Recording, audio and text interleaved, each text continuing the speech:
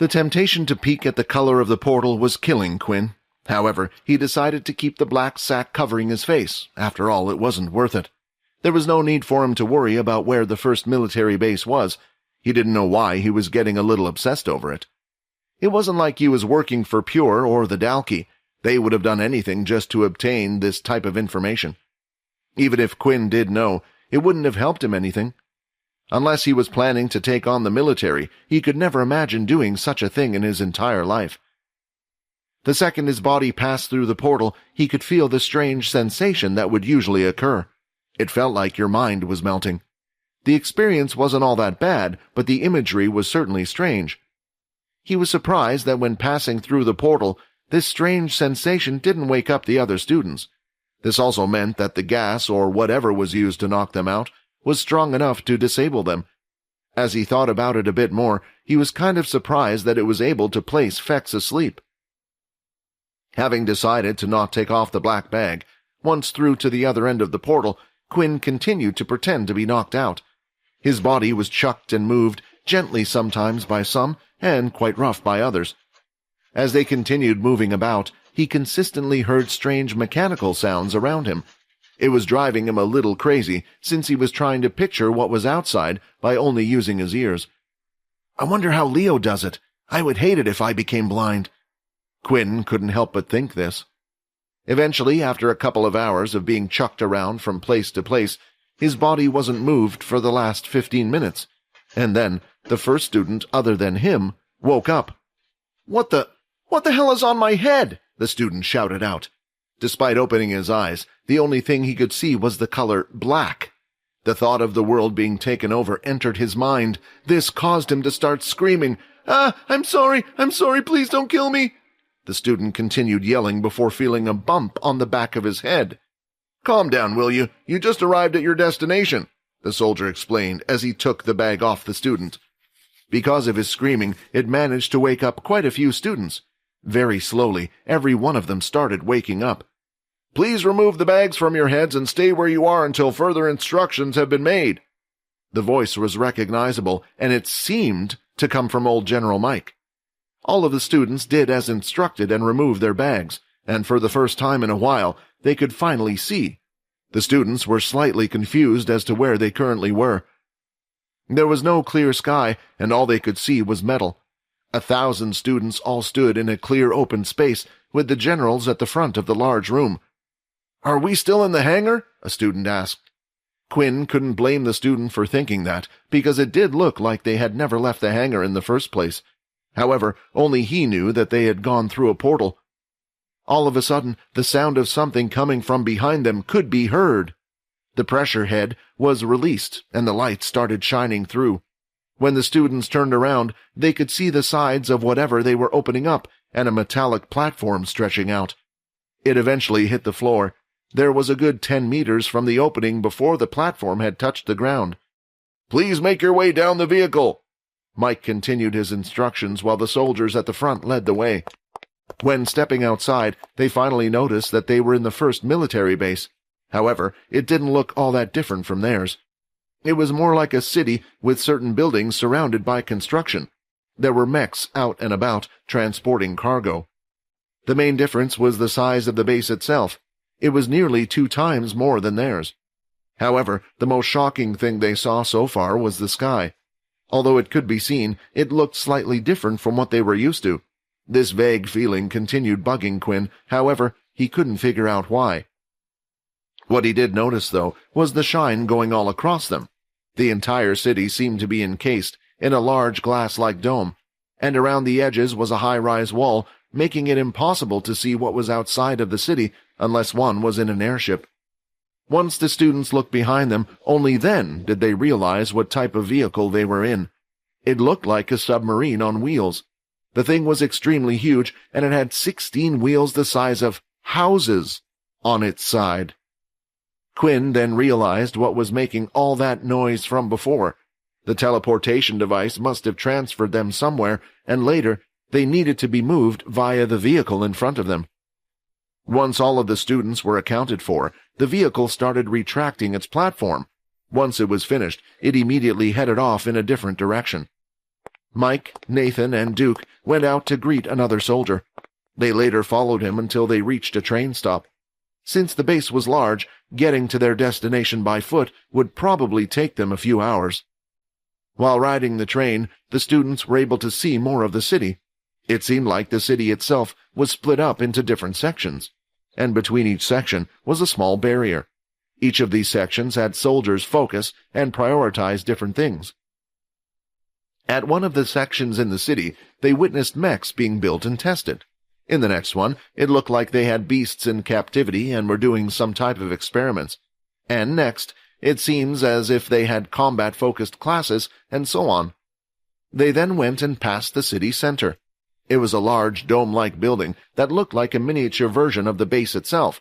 It firmly stood at the center. The top of the dome had a flower-like design that looked similar to a poppy. The army decided to use this symbol after the First War. Most of the battles between the Dalki took place on Earth. There was a lot of blood spilled on the battlefield. Once the war was declared over, something strange seemed to happen. On the fields all across the world where most deaths have occurred, fields of poppies grew. In the past, it was said that something like this happened once before. However, it had been long forgotten. Despite that, they still chose to use it as their symbol. This building was the world's government's headquarters. It was where the 8 head generals, the leader, and the big 4 family leaders would meet to make their decisions. It was like they were in control of the world. The train continued moving past the city center and eventually went towards the back of the city, where it seemed a little less busy. They passed another small barrier of some type, and many mechs and soldiers seemed to be standing guard. They entered another part of the city which was separated from the others. Once the train finally stopped, the students got off and continued to follow Mike. After they exited the trains, they could finally see where the event was going to take place. It was an arena that was large enough to host the Olympic Games right in front of their eyes. It was quite round in shape, almost looking like a wheel on its side, and it was made of glatherium. It had a slight tint of blue. What surprised them most, however, was that, on top of the arena stands, 7 large buildings seemed to have been built into the thing, making it look like a crown. The 7 buildings had a clear, open glass that was tinted black. All of them faced inwards toward the arena. On the front, large numbers were starting from 1 and ending at 7. "Okay, since you guys are from Military Base 2, please make your way to the second building," the guide who had been leading the generals spoke to them. "Because you're the first ones here when you finish unpacking your things in your rooms. You are free to explore the area. The buildings here are like hotels. You are allowed to check in and out whenever you want for now. Outside the top of the arena, there are many shops and markets stationed for use. Since you guys won't be participating in the event itself, we wanted to make you all feel welcome. Shop around and have fun. See if there is something you want to do, and treat your stay here as a holiday. Just remember to support your teammates when you can." Quinn was wondering where the others were since he hadn't seen them. Although he saw them in the hangar, as they were the first ones to enter, they were shortly separated once again when they moved into the large vehicle. The participants were most likely already in the field or were staying at a separate location altogether. The students followed their teachers to the arena, while the generals had split off in a separate direction. With the large building having plenty of space to accommodate everyone, each student was allowed a room completely to themselves. The atmosphere was quite relaxed.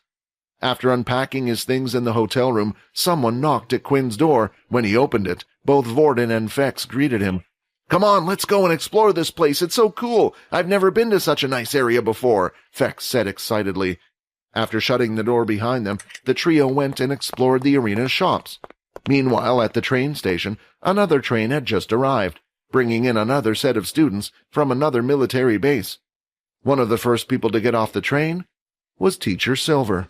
The contestants taking part in the intermilitary tournament were taken to the arena ahead of time. This was because the participants would be going through some additional checks that the other students didn't need to do. The other reason was so they could be informed of each event's rules and clarify how each event would work. After all, not all events would be as simple as a knockout tournament.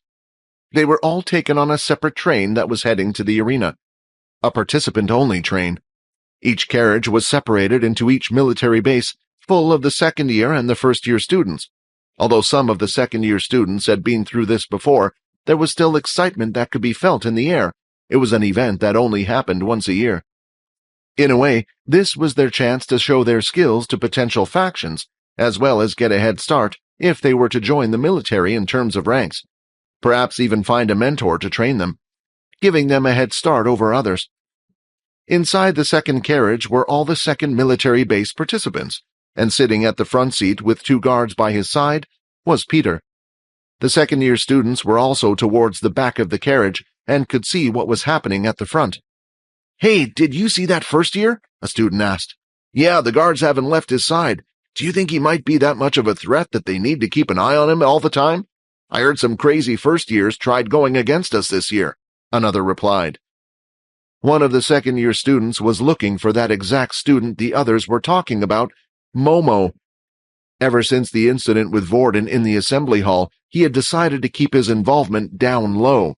For some reason, during his fight with Vorden, even though he had the upper hand against him, he had to go all out, even using his soul weapon. Something was telling him there was still a chance he could have lost that fight. During that fight, some frightening things happened, one of them being Vorden cutting off his arm. Thinking back to the battle, Momo thought if he would have ever been able to decide that, and even if he did, whether or not he could have gone through with it. There was something wrong with the first-year students that just didn't fit right. Momo wasn't participating in the fighting tournament, but was looking forward to seeing the full strength of Vorden. However, when he didn't spot him on the train, he was incredibly disappointed, and instead saw Peter taking his place, the student they had bullied and forced to go against Vorden. "What are you planning on doing, Duke?" Momo mumbled to himself. He had a feeling that most likely Duke was behind this whole matter. The train had come to a stop, and all the participants were led out of the train straight into the arena. They saw the large buildings on top of the arena. However, they could not meet with their classmates. Instead, they were taken underground in the arena and eventually entered a sizable underground training room. The room was filled with different beast equipment, target tools, gaming equipment, and all sorts. This was a place that allowed the participants to use their abilities freely before they were to participate in their events. As you can see, several rooms are leading to this one. The entrance which you have entered is now locked, and only military personnel who are authorized will be able to pass through. A soldier holding a tablet and containing a scanner over his eye explained. You are free to use this room however you wish before the event. The big day starts tomorrow, so you will have plenty of time to practice. To your right through the doors are your sleeping quarters. Feel free to rest whenever you wish. Just behind me is the entrance to the arena. In a moment, we will split you up into groups according to your events, and we will have someone explain and go over the rules. Tomorrow, when your names will be called, and you will be escorted up to the arena. The man then pointed to a large display slightly above him that had hooked onto the wall. We don't want you to be left out, of course. Above, we will be displaying the event to all of you. If you have any problems or concerns, do not hesitate to ask us. With that, the man went off to talk to his team to organize the next step, while the students were free to check out the training room. Many of them went to explore the place, while others wanted to play around with the equipment. Some of the stuff they had back at their bases and used for their training, but some items they had never seen before were excited to test them out and see what they could do. Layla, on the other hand, was busy trying to locate Logan. When looking around, she could see that Peter was allowed to go where he wished inside the training room, but the 2 guards from the train continued to follow him around everywhere. This, of course, gathered quite a bit of attention, and some of the students even tried approaching Peter. Almost immediately, one of the guards would yell at the student to stand back. "Hey, Logan," Layla said, approaching him while looking around to see if anyone was paying attention to her, a habit that was forced into her from her training days. "I was wondering, do you have any idea why they are making Peter fight in this tournament?" Logan looked closely at the 2 guards by Peter's side. He noticed that the equipment they were wearing wasn't of low quality at all. It was at least the advanced level, maybe even higher. If they were to go through this much trouble to guard one student, then it would seem like his hunch was right. "I think they're trying to use this event to lure out the rest of Pure. They think he's one of them after the video we made. It would make sense, and if they believed they cared about him that much to try to snatch him from True Dream, then maybe they would do the same at this event," Logan replied. Hearing this, the sick feeling in Layla's stomach had returned. If that were the case, they would be heavily keeping an eye on Peter, and there might not even be a chance for them to try to save him. Thinking about this, Layla thought about whether or not she should try to get Pure involved. She knew that Peter wasn't a part of Pure. Still, if she were to put a word to her mother, maybe she would help her. Although this thought didn't last long, Layla was currently a rank 100 agent, and she had already called in a big favor from her mother last time. It was unlikely her mother would risk the whole organization for this, once again. Knowing this, she was too afraid even to ask. "I'm sorry, Peter, there's nothing I can do." After about half an hour of the students exploring the training area, they were called and huddled up once again. This time they were divided into groups based on the events they would be participating in, as they were told they would before. Logan was placed into the crafting event, Layla into the arranged event, and Peter into the fighting event. The three of them were now separated from Peter even further. Each group was led to a different section of the room where a soldier would explain the event's details to them. The three main events had the most participating students, since one student was required from each homeroom class. 10 students from the first year and 10 students from the second year. With the 7 schools participating, that meant there were 140 students per the main event. In the fighting event, while the soldier was busy explaining the rules to everyone, everyone's attention was focused on one person. Peter, who still at this moment had the 2 guards by his side. It was clear to them that it must have been such a dangerous event, but now that Peter was closer to all the participants, they could spot something on his wrist. The fact that his level on his watch indicated he was only a level 1. How is that possible? Wait, how is he even in the tournament? The students wanted to question it and ask, but the soldier up front was busy explaining the rules and processes to everyone, and they knew better than to interrupt. "Oh, so it looks like Sam didn't misread that name list. There was a level 1 student in the fighting tournament," Nate said. Unlike the others, Nate wasn't too interested in the mysterious figure. He was far too busy trying to figure out of all the participants here, which one was Larry, the Blood Evolver. Right now, the students didn't have their best equipment, so it was hard for him to tell. "And that's about it for the fighting event rules. Now what we will do is go around and take a stage name from you all. This name will be used to announce you before you enter the arena. Try to pick a name that will strike fear and be remembered by all. After all, not only military personnel will be watching this, many top-tier factions have been invited to this event as well." After the explanation was over, several soldiers went around with tablets held in their hands, gathering each student's required information. Finally, one of the staff had arrived at Peter. "What would you like the name of your ring to be?" he asked. Peter thought about it for a while. He too could tell the soldiers around him were of a higher class than their military base. If there was ever a chance for him to escape, he should have done so when he was alone with True Dream and the other soldiers. Right now, he couldn't escape, and he couldn't even imagine Quinn and the others thinking of a way of saving him. If he were going to be killed after this anyway, he would go down using all his strength. He wasn't just going to throw away the fight. This meant they would find out about his incredible healing abilities. If he were made into a lab rat, he wouldn't tell them anything about Quinn. He still had respect for Quinn for saving his life, and after betraying them once, he wouldn't ever do it again. "Are you sure about your ring name?" the man asked. "It's sometimes nice to have a name related to your ability or one that's easy to remember." "I'm sure," Peter replied. Down on the man's tablet, the name Zombie P was written, a name that, when revealed, would shock the other participants. With the event starting tomorrow, the students were free to do what they wanted for the rest of the evening. There were no strict requirements and even no curfew for the students, which was a first. It truly did feel like they were on a week trip to watch a grand event. Never had they ever been treated like this before. The only rules that were put in place were for students to not leave the arena. Not that it was possible anyway. The arena was located in a separate part of the city, and the only way to get to it was via train, which would go through several different barriers. Stepping off the train, they all noticed the mass amount of security. Leaving this place seemed to be a lot harder than breaking in. However, after living in luxury, they felt like there was no reason for them to try to leave anyway. The three boys, Quinn, Fex, and Vorden, had left the hotel room and headed to the top of the arena. Just like the guide had said, the top of the arena was mostly flat and filled with all kinds of stalls manned by staff. There were coffee stalls, food places, VR games, and all sorts.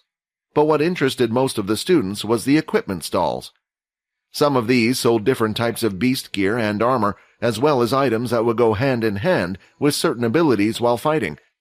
The boys decided that they would walk around the entire circle, looking at all the shops before committing to buying anything.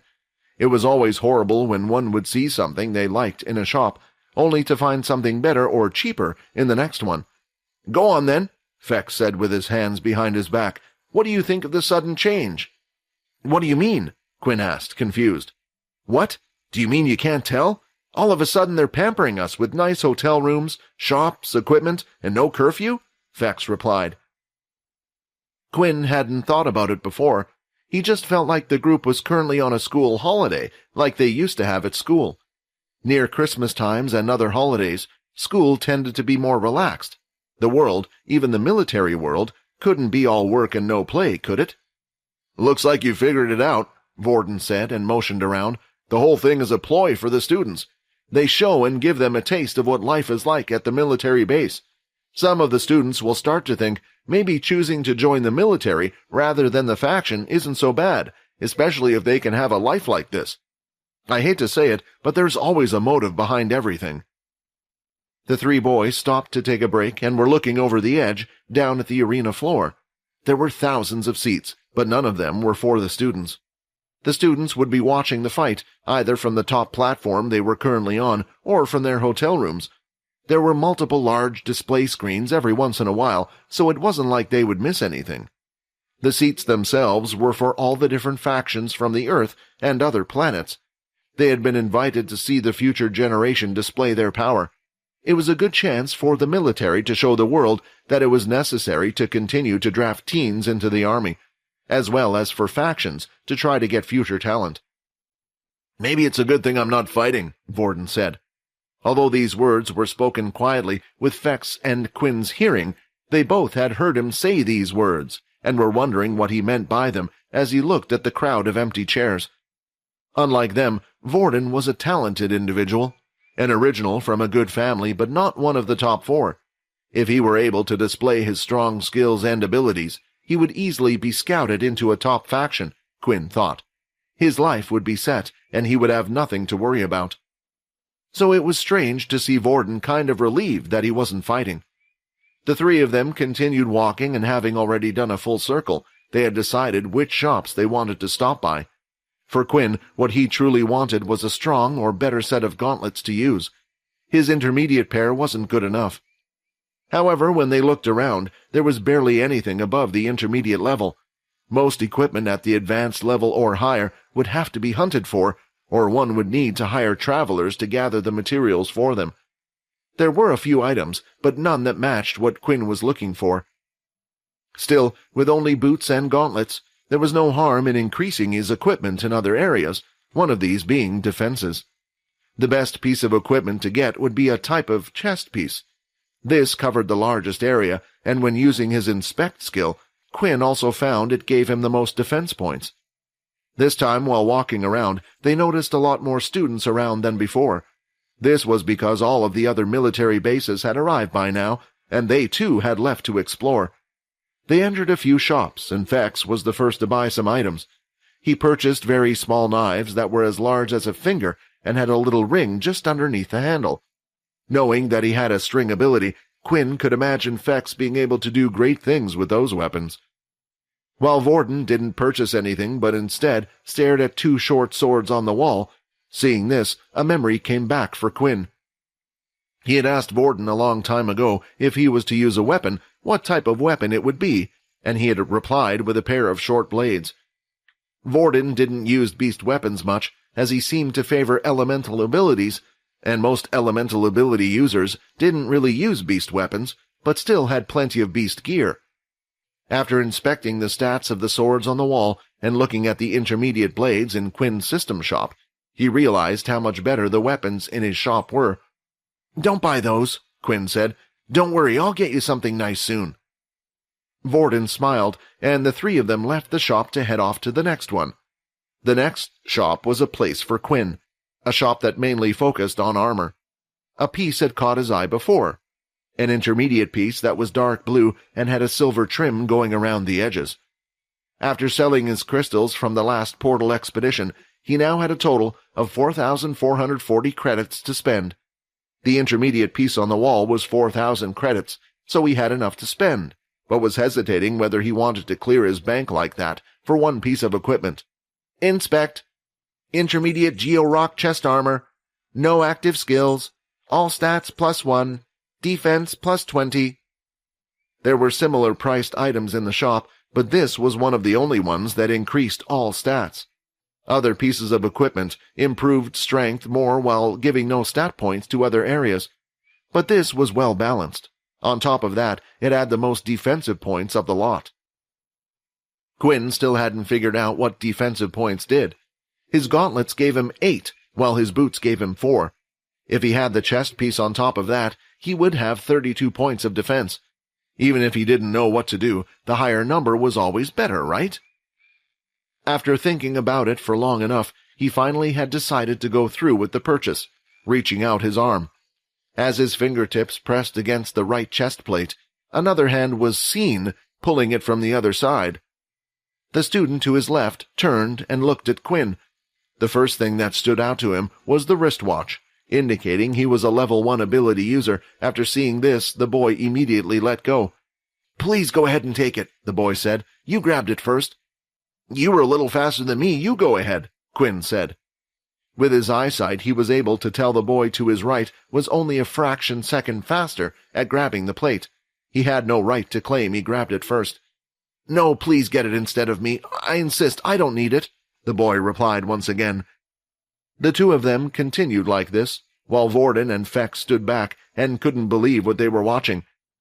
"I guess this is what happens when you have two nice people," Fex said. "Nothing gets sorted." "You think Quinn's nice?" Vorden asked him. Fex thought about it for a while. Most of his interactions with Quinn were nice ones, and after saving his life, he had no other reason but to think he was a nice guy. "You don't?" Fex replied. Vorden didn't reply, but he didn't agree about Quinn being nice. He didn't think he was a bad person, but didn't think nice was the right word. Eventually, after going back and forth, Fex was fed up with watching, and snatched the chest piece, handing it over to Quinn. "Just take it, man. I want to continue shopping." The boy smiled, indicating he was happy for Quinn to take the piece of armor, but before purchasing the item, Quinn wanted to get the name of the student, hoping maybe he would return the favor to him one day. "What's your name?" Quinn asked. "The name's Sam." The system message appeared in front of Quinn's face once again. It was a constant reminder that his health continued to decrease, not that he needed the reminder anyway. Whenever the system message would appear, he would have shooting pains rush through his head and stomach moments before it. His inside felt like they were trying to tear each other apart, and his brain felt like someone was reaching inside and squeezing it. This feeling usually lasted for around 5 minutes before Quinn was able to suppress it. "Hey, are you okay?" Sam asked. "You don't look too good." Fex quickly came over to Quinn's side to give him a helping hand. He was the only one who knew what Quinn was doing, as he had informed him beforehand. Vorden knew something was happening but wasn't aware of the truth, and decided to let it be, figuring out that it was most likely some vampire-related business. Quinn handed over his money card and gave it to Vorden to complete the purchase at the desk. The 4,000 credits were exchanged, and the equipment was placed in a fancy metallic suitcase. By the time Vorden had returned with the item, Quinn had mostly recovered from the pain. "Well, I hope you start feeling better," said Sam. "I'll see you guys at the tournament. Maybe we can meet up and watch it together." Sam didn't have many friends at his military base, being quite the low level himself as a second year. With Nate participating in the fighting tournament, Sam was pretty much on his own, so he thought it would be nice to enjoy the event with some others that wouldn't be quick to judge, being low level themselves. "Yeah, that sounds good." Quinn managed to crack out a smile at the last bit of pain started to fade to the back of his mind. The four of them left the shop together and were ready to part ways as they continued to explore. As soon as they took a few feet away from the shop, they could feel something strange, as if their hair strands stood upright. "We're being followed," Fex whispered. "I know, a group of 5, Vorden replied. The 3 boys weren't the only ones that noticed this. When Sam turned around to check on the 3 boys, he could also see that a group was strangely following them from behind. "What are they planning?" Sam couldn't help but decide to get involved. He knew if Nate were here, he would have tried stopping whatever was about to happen. As expected, the group of students suddenly decided to appear and block the 3's path. The boy at the front had the sides of his hair cut short and a purple streak running down the middle. He quickly glanced down at the 3 watches before deciding to approach them. After confirming all of their ability levels were lower than his, a smile appeared on his face. "Well, what do we have here?" the student said as he got closer. Well, we're a little short on money, you see, and we were kind of hoping to buy something from one of these shops. I had my eye on that chest piece for a while, and when I saw someone else buy it, it just rubbed me the wrong way." The student then got right up to Quinn's face as he said his next words. "Especially when I see a weak level 1 like you getting something like this. It would be useless in your hands. Inspect. Name, Zack Lee. Ability level 6. Transformation ability." Using the inspection skill, Quinn was able to figure out the level of all the members of the opposite group, even when they were hiding their watches. It made sense why the student Zack was confident. He was a level 6 ability user, and everyone else around him was around a level 4 and 5. As a group, they seemed quite strong. After they had seen that, both Fex and Quinn were only level 1s, even with Vorden being with them. They didn't even think they had a chance of losing. Right now, Vorden had a random ability of a level 4 user he had touched, so his wristwatch was displaying that number. So Zack and his group had even more confidence that the group faced no such threat in front of them. Using his right hand, Zack placed it on top of the metallic case in Quinn's and tried to pull it away using all his strength. When he tugged, though, there was no movement, and his hand slipped off from the metal case. The smile on his face dropped. Quickly, Zack grabbed onto the case again and tried to pull it out of Quinn's hand again, this time getting a more firm grip on the case. But when Zack tried to pull away, a tight grip was felt around his hand, which gripped the case. "What the hell do you think you're doing?" Quinn said slowly. "This is mine." Zack's group of friends behind had no clue what was going on, and were still smirking away at the thought of the helpless level 1s having their expensive gear taken away. "Why is this person making me feel sick when I look him in the eye?" Zack thought. Zack had carefully watched Quinn and his friends enter the shop. Even before they had purchased the equipment, he had taken note of their levels. It came as a big surprise when he found out a level 1 user could purchase intermediate gear. Then a thought hit him. Perhaps he was someone from a prestigious, or at least a wealthy family. They had been cursed with a son that was only able to produce a low amount of MC cells, never being able to get past level 1. At that point, the only thing one could do was purchase beast gear to help them on their journey through life. Having made this prediction, Zack never thought a reaction like this would come from Quinn. "Hey, 5 against 3 is a bit unfair, don't you think so? Maybe we should even up the sides a little," Sam said as he walked over. Sam, too, had thought the same thing as Zack when he saw Quinn. The only difference was that Sam thought he could relate to Quinn. He was one of those very people, a person who was unable to progress any higher in his ability level despite being able to purchase books at a higher tier.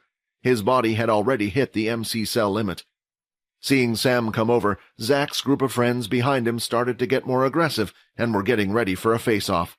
As the tension rose in the air, it felt like either side was going to strike first. However, both Fex and Vorden were worried about a different matter. For some reason, Quinn was upset at the actions that had just occurred. It made sense anyone would be. The only difference was, Quinn had a critical secret he needed to hide. "I think I know what you mean about him not being nice now," Fex whispered over to Vorden. Even Quinn himself felt his actions were a little stranger than usual. Of course, he always wanted to punish people who did things like this, but right now was not the time, especially with as many military personnel around as there were. Still, Quinn refused to let Zack's wrist go, and he was starting to grip it harder and harder. Zack could feel this, and the pain was starting to get to him. He wanted to squeal or grunt a little, but was too afraid the others would laugh at him if he began to give in to the pain and were to make strange noises. "What do I do?" he thought, looking for a way out of this.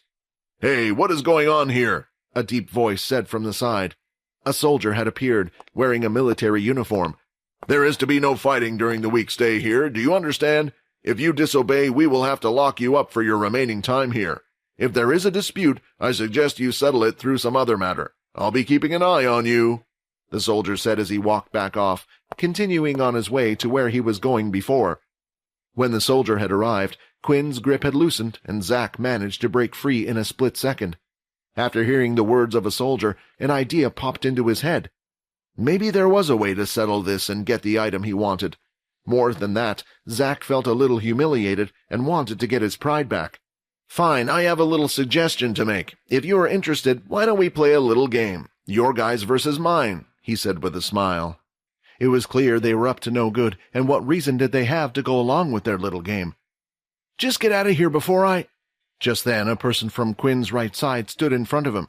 "Sounds interesting. What do you have in mind?" Before Quinn could even reject their offer, Fex had chimed in at the last second.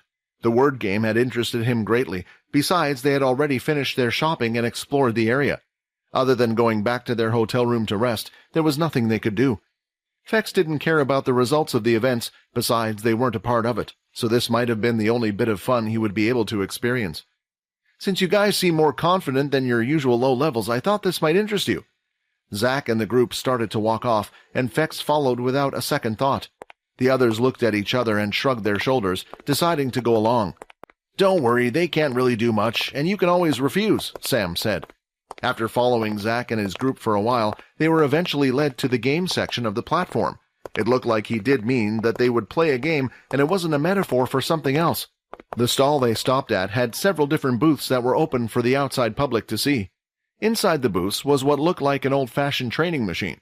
It was a standard upright thick pole made of metal. The pole was split up into 6 different sections, and each one had another pole sticking out of it. Quinn watched one of the students carefully. A digital countdown appeared above his head. 3, 2, 1. When the timer reaches 0, a buzzing sound was heard. "Game started, level 3. The metal pole started to twist the different sections of its body. However, not all of the sections moved in the same direction. The very top section twisted, and the pole from the top was now coming towards the student's head from the left side. At the same time, the bottom section of the pole had twisted in the opposite direction, making the extended pole attack from the right side. At the same time, the student lifted his left hand and right leg, blocking both of the attacks. The pole twisted again and continued to twist and turn to allow attacks to come from all different directions, aiming at the student's body. That's when Quinn also noticed there was a small ring where the student was standing. "I see, so he has to block all the attacks without stepping out of the ring," Quinn thought. "The higher the level, the faster and more varied the attacks." "My suggestion is we bet that beast armor of yours by playing the game," said Zack. "Each person here will count as a life for our team. The first person will start at level 1 and keep going up until they are eliminated. Then the next person from the team will start from the level they have left off. Then whichever team finishes on a higher level wins," Zack explained. With this type of game, it was best to allow the most skilled person to go last. The reason for this is because the person can watch how the one before them failed.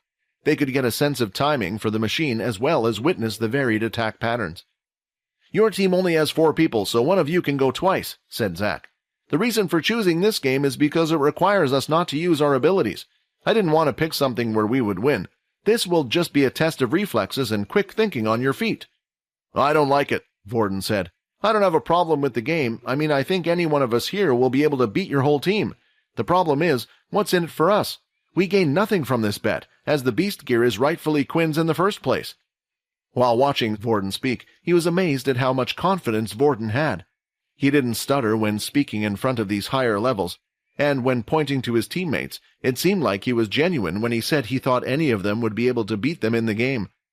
"I thought you might say that, of course. I wouldn't just be putting up nothing on our side." Zack reached one of his fellow teammates' bags and pulled out a beast crystal. It was slightly clear in color, and after Quinn used the inspect skill, he was able to tell it was an intermediate beast crystal.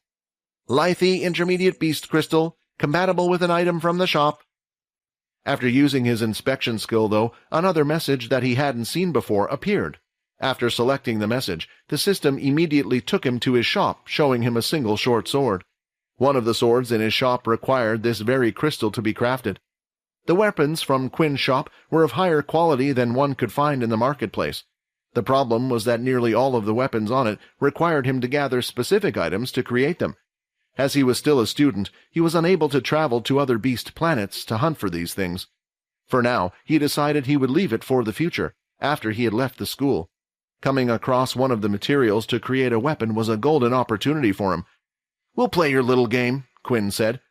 "Excellent," Zack replied, not doubting for a second they were going to lose. Outside the arena on the bottom floor, Leo stood outside.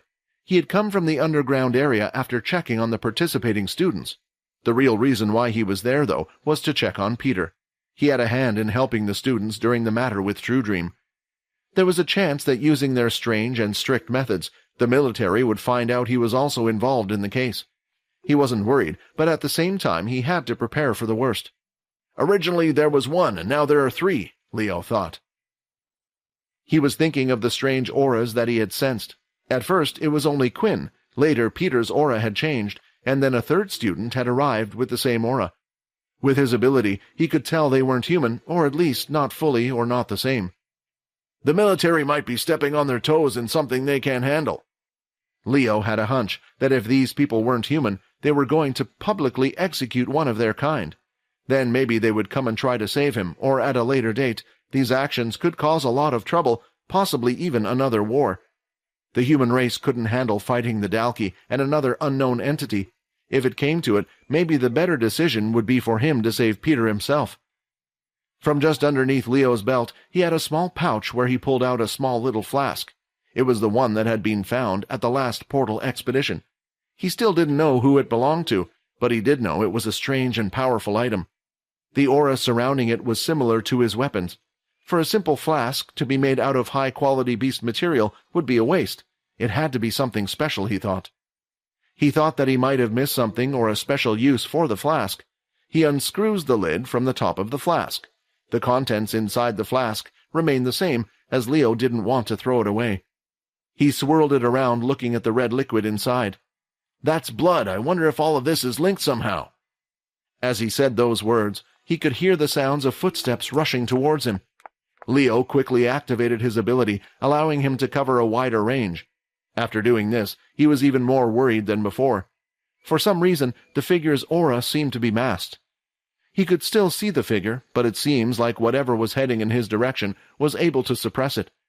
Eventually, the footsteps slowed, and now he could get a clearer view of it. Seeing it had a human-like shape. Leo calmed down a little, but was still prepared for anything. The figure was now in front of Leo, but of course, Leo could only tell someone was there and not what they looked like. "Where did you get that flask?" a female voice said. All 9 of them rented out a booth and headed over to the area. The people who walked by simply ignored what was going on. There were too many people in one section. It blocked outsiders from being able to see anything that was going on. Although they did find it strange that so many people were in one booth, it still wasn't interesting enough for them to actively try and find out what was happening. Now, all that was left was to decide who from which team would go first. "Please let me do it," Sam volunteered himself. "I know you guys just met me and don't know, but those guys rubbed me the wrong way. Think of it as a freebie. You can observe in the meantime, and when I get stuck on a level, it should make things easier for you guys." Since Sam was insistent and sincere, the others found it hard to refuse his offer.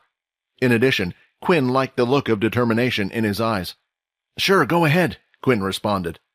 They were confident that they wouldn't lose, especially against some of the other students, but against people like these that had never tried to get through life with their hard work, then no, they wouldn't allow themselves to lose to people like this.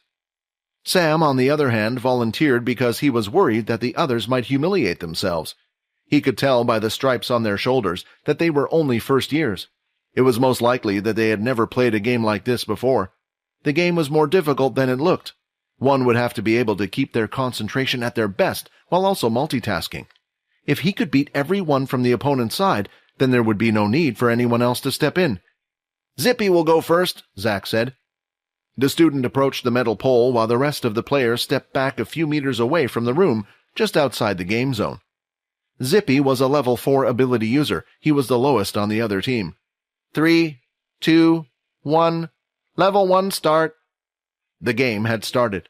The top 2 sections of the metal pole started twisting. At first, the machine was incredibly slow, and Zippy was able to block 2 attacks.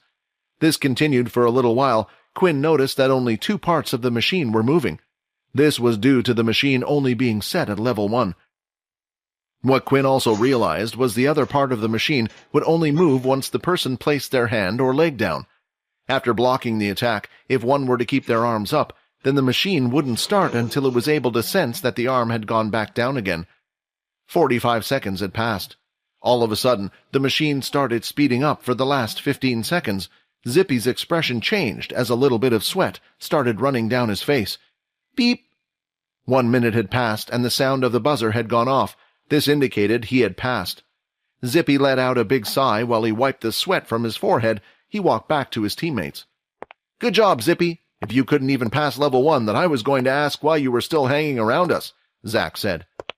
Zippy held his head down when he walked past the other. He had no response to give. Next was Quinn's team. "Whoa, go on, Pam," Feck shouted while clapping his hands. "It's Sam," Vorden corrected him, slapping his head, and slightly embarrassed as to why he was even with such an idiot.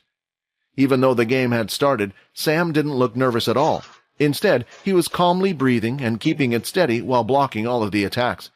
"He's quite good, at least he's been taught well," Vorden commented. Quinn thought the same. Once he concentrated and closed his eyes, he was able to focus on his hearing.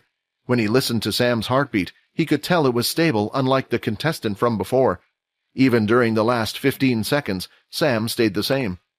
When Sam walked back to the others, they each gave him a high five and congratulated him on a good job. "Pfft, look at them, celebrating when they only passed level 1. They're acting as if they've already won," Zack said in an annoyed tone. It was Zippy's turn once again. This time he was on level 2. On this level, 3 of the different sections started moving. This caused the player to also move up and down, blocking the attacks not only to their head, but also the ones headed towards their body. Zippy was doing well so far, with only 15 more seconds to go. Just like last time, it sped up. In the last quarter, Zippy blocked the first 2 hits and lifted his hand to block an attack to the left of his face, and then another to his right. This was when the others started noticing something wrong. Although the machine strikes weren't all that powerful, if the attack wasn't properly blocked, it would still hurt. It was quite similar to someone giving a soft padded punch, especially since the bars themselves were covered. Yet for some reason, Zippy's hands were shaking. When the 3rd bar swung towards the right side of his rib, Zippy hesitated since he thought back to the words Zack said. His concentration broke, and it ruined his form. His movements became as erratic as he was nervous. This slip-in was more than enough. He was just a split second late in blocking the blow, heading towards his ribs. "Beep, beep, beep. Game over." As he walked back to his team, he hung his head in shame. He didn't even bother making eye contact with Zack. Zack, too, didn't say anything to him. It was a stupid mistake someone at their level should never make.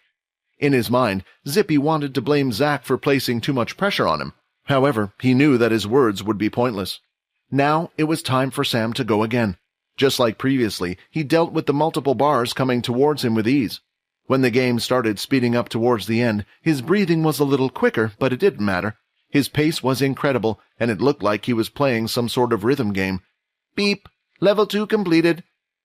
Instead of heading back to the others, Sam remained in the game room.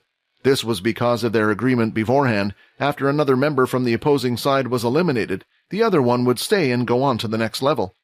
Like this, the other team would have a slight advantage. This was how the game worked. For example, Zippy lost for being hit in the ribs. By seeing this, Sam would be able to observe and dodge the same strike. Not that it would have helped much at this stage anyway. "Level 3 begin." The machine started once again, and there seemed to be a big jump in difficulty from level 2 to level 3. All 6 of the sections were moving this time. Having just completed the last round, Sam was a little tired. However, he still managed to persevere by blocking each of the bars. When the last 15 seconds came, the machine's speed looked like it almost doubled. Left block, right block, knee raise, right block again, elbow down. Sam thought about every move, but this was his downfall. Before, since he had enough time to think about everything he was doing, it worked out for him. Now that the attacks were too fast, he forgot to breathe as he was too focused on thinking and blocking. And suddenly, he needed to gasp for air. When taking in a deep breath, a bar came swinging out and whacked him in the face. Game over." Sam looked disappointed in himself. He thought he would be able to help out the others more, and yet he was only able to eliminate a single player from the other team. He realized that playing this time of the game on your own and as a team was a little different. When you were on your own, you could start the same level again while remembering the speed and attack patterns. You could easily get better and adjust to the game's level. It wasn't that Sam couldn't pass level 3, but he would have needed to play it a couple more times before being able to do so. With the team mode, they only had one chance. Each player only had a single life. "I'm sorry," Sam said as he walked back to the others. "Don't worry about it. I learned quite a bit from watching you," Quinn said, not taking his eyes off the machine. Sam felt like it was all over after realizing the difference between playing as a team and as a single player. He never imagined that they could win anymore. Instead, he started praying to the karma gods, hoping that their opponents would get what they deserve and somehow lose the match. Another student from Zack's team walked forward and started the game. While Sam was busy playing the game, this student had been practicing at the side while trying to match the machine's speed. Now that he had a good idea of what the attacks would be like, everything seemed to work out for him. After the minute had passed, the game was over, and they completed level 3. "All right, who's going next on your team?" Zack asked them with a sneer on his face. While clenching his hand like a fist like he was getting into a fight, Fex stepped forward. "Ha-ha! Time to show you how easy this little thing is." Before he could get into the game area, a hand appeared on his shoulder and pulled him back. "Let me take this one," Quinn said, team standing by the sidelines. It came as a surprise for them when they saw who was volunteering. The two people going at it this time were both level 1s. If this was an ordinary team, then Zack wouldn't have thought too much of it. After all, it made sense to allow the weaker one to go first. However, level 1s couldn't be considered weak. They were beyond that. From the beginning, the only two people that the group focused on were Vorden and Sam. They even thought that the other two would have forfeited after knocking them out.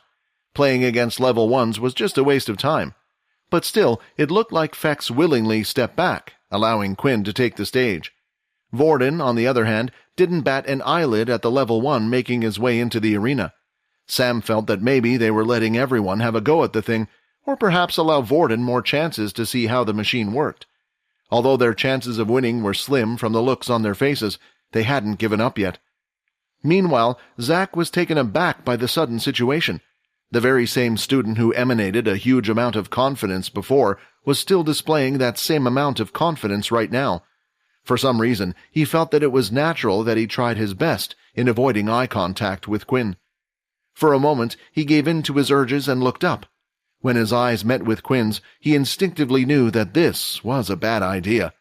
A tingling sensation could be felt at the back of his brain. It was almost as if it was trying to burst out of its skull and run away. "What's wrong with you, Zack? Get it together!" Quinn entered the game zone and took a relaxed stance while in the circle. The others felt like it was all a show. They simply couldn't believe why he was extremely calm. "He'll be out in 10 seconds, one of them said.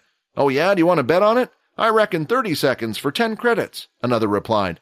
"He should be confident for a reason, right? I think 45, just before things start speeding up. Zack, do you want to get in on this bet?" Zack didn't respond to them. Truthfully, he didn't want to tell the others his answer. Something was telling him that Quinn would be able to clear the entire thing.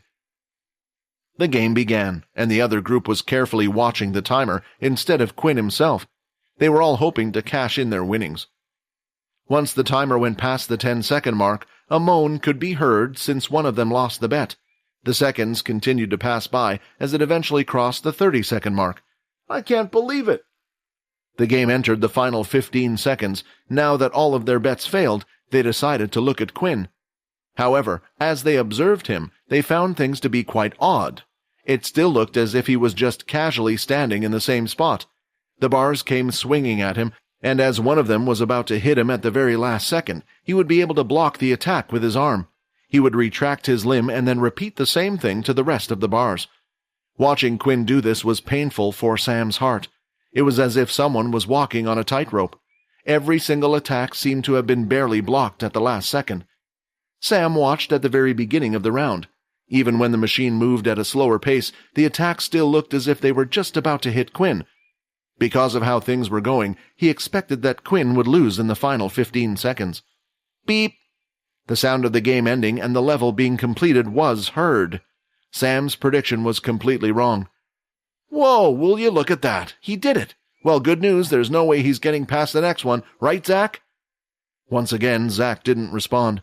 What the others failed to realize was that Quinn wasn't even out of breath. He didn't have a single sweat on him.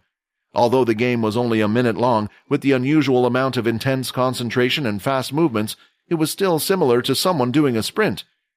The next participant from Zack's group entered. It was time for level 4 to begin. All 6 compartments started moving at a faster pace. Not only that, but the machine also seemed to be doing more double attacks. It was attacking 2 different places at once. Even though the student was doing well, everyone could tell he was barely hanging in there. When the machine entered the final quarter, the first strike struck his foot, knocking him out of the game. There were now 3 contenders left, including Zack on the other team. Like before, Quinn entered the game and started in a similar way he left things. It even seemed like he never left the game. Quinn continued blocking each strike just before it would hit him. He would lift his limbs to block and simply place them straight back down. The reading on his watch, it has to be fake. Or maybe he's some sort of martial art expert or something. No wonder he's so confident. He's going to complete this, isn't he? Zack's thoughts were screaming in his head. The timer continued going up and entered the final quarter like before.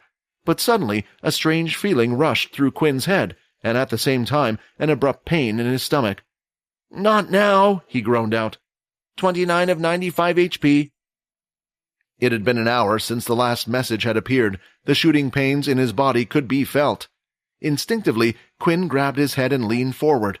This resulted in the bar striking him both on the head and stomach simultaneously, thus eliminating him from the game. Game over. Fex quickly rushed out to see if Quinn was okay. He realized what the problem might have been. "Hey, why don't you just rest? It must be tough going through what you're feeling right now. Just leave it to me. I can handle these guys." Upon seeing Quinn lose, it was a relief to Zack. He didn't know what just happened, but someone must have wanted him to win this game. It was clear that Quinn was going to pass it the same way he did on the previous one. "I knew he would eventually lose. It was only a matter of time," the others commented. They misinterpreted the situation and simply thought that the game was too much for Quinn to handle. With Quinn knocked out of the game, it was time for someone from Zack's team to enter again. This time, the person managed to clear the level 4 stage. "Well, who's next?" Zack asked. Fex stood up and took the mantle. This time, he felt someone tug on his sleeve. When he looked down, he noticed it was Quinn. "You're going to do it again, aren't you?" "One of us can go twice, remember?" Quinn said. "Fine," Fex responded, as he sulked his way back to the rest of his team. After feeling like he suffered an unjust loss, he wanted to finish what he started. Since Zack and his group decided to target him and had even gone as far as trying to snatch his newly bought equipment, if anyone was going to show them their place, it was going to be Quinn. When they saw who was walking up to the stage, they all started to laugh. Everyone else apart from Zack, that was. "I forgot about that stupid rule. Why didn't we just make it 4 versus 4? He quietly complained in his mind, but things were too late now. This time, when the game started, Quinn chose to take on a fighting stance. It was the first time he had done so since he started playing the game. Before, he merely treated this game as a type of practice, trying to see how much he could block things before the very last second. Now that he had no second chances and the will to win rose in his heart, he chose to properly block everything. Even before the machine was able to move, Quinn could already hear the sound of each session activating. With the slightest movement from the contraption, Quinn placed his hand out. To the others, it almost looked like he was attacking the machine. Before the bars on each station had the chance to fully move, Quinn had already hit them. The machine would slightly nudge in certain sections, but it never had the chance to perform a full strike. If he was to hit one section of the machine before it even moved, then the game would have been declared a loss for the player. It was done like this so people would stop using this type of tactic. However, the game over sound never appeared. Instead, the beeping sound that indicated a completed stage resounded out. "Who the hell is this person?" Sam muttered out. At the same time, he also wished Nate was here to witness what he had just seen. Not even Nate would have been able to display something so great. "If you were here, Nate, I think you would have found a new person to be excited about." After witnessing such a display, Zack figured out something. If he wanted to win, then he needed to do something drastic. Hi, Quinn here. Wondering what happens next? If you want to jump the queue and unleash all episodes, click on the link here and install the Pocket FM app.